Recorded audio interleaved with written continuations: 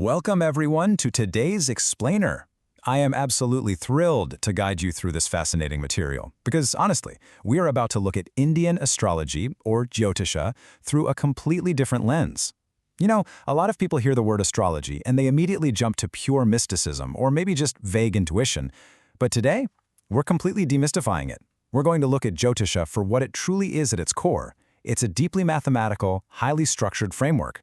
Basically, it's an analytical engine designed by ancient scholars to understand the trajectory of human life.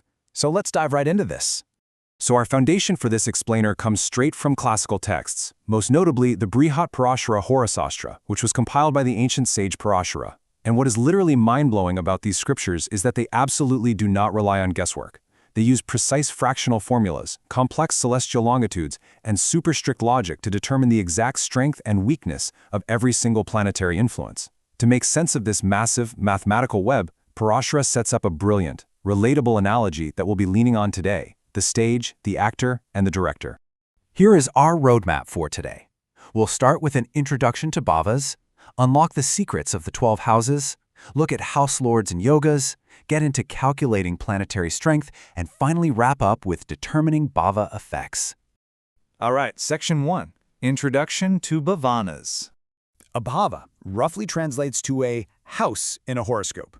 Think of the bhava as the fixed stage where the actual drama of our lives plays out. But, and this is absolutely crucial, this stage is not just a flat, evenly lit space. The scriptures define a highly technical mathematical structure here. At the exact center of this stage is what's called the bhav madhya, the absolute peak or the middle of the house. This is where a planet's influence is at its absolute maximum. Conversely, the edges of the stage are called the bhav sandhi, the literal junctions between the houses. As a planet moves away from the center and towards that sandhi, its power geometrically drops down to zero. Every single event you will ever experience happens within this strict, mathematically graded space.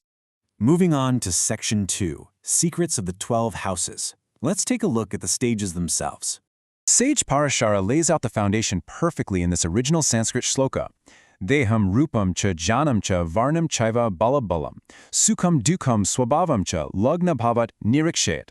Basically, this dictates a fundamental rule for the very first house, known as the lagna bhalva.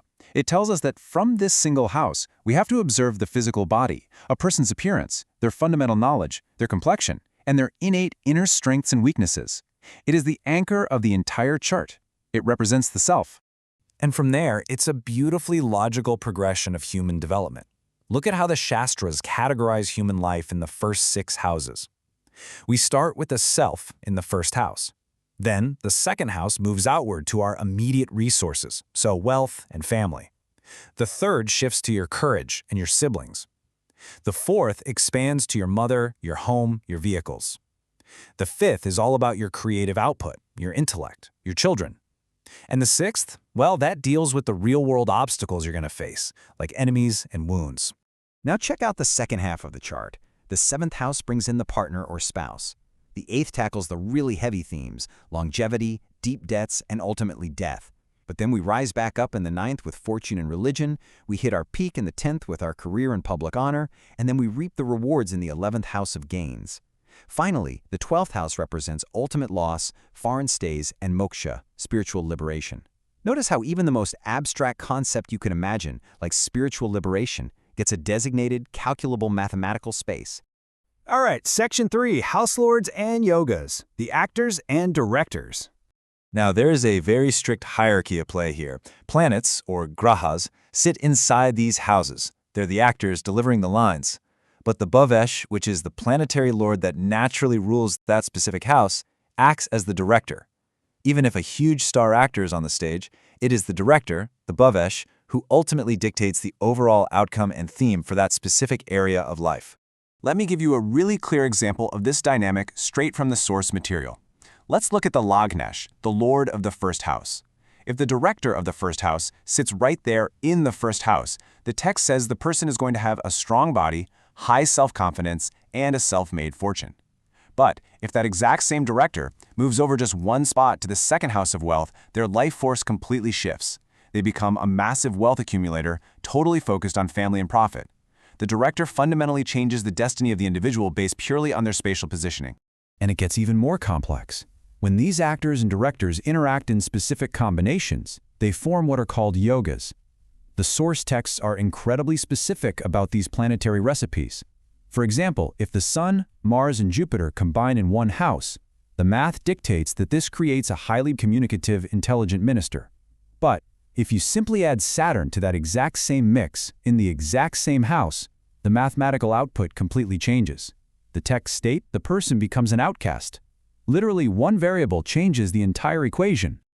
Section 4. Calculating planetary strength. Listen, a planet's strength is absolutely not based on an astrologer's intuition. It just isn't.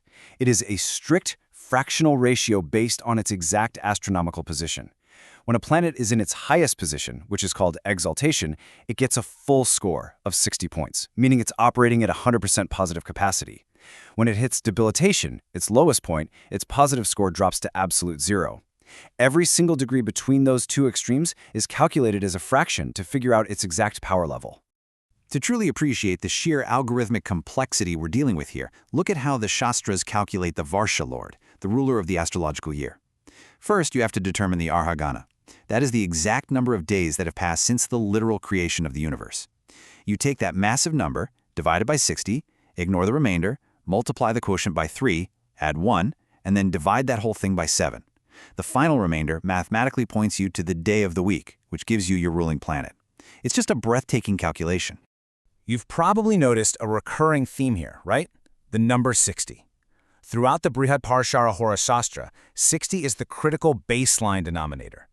Whether you're calculating a planet's Ishtaphala, its benefic, positive tendency, or its Kastaphala, its malefic, negative tendency, you are constantly working out of a maximum score of 60, known as Sashtyamsa.